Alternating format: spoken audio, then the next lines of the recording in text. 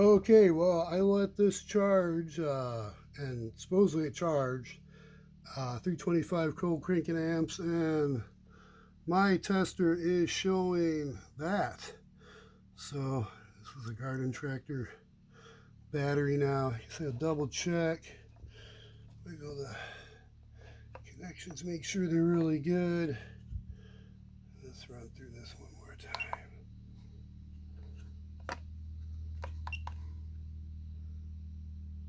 And this has been sitting here for a little bit.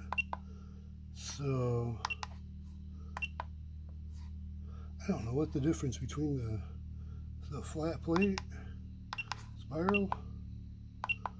I don't know. Let's see what it looks like with not a flat plate. Yeah, it's giving the same values. Alright, so as I suspected, when's it gonna die on me? For Labor Day weekend.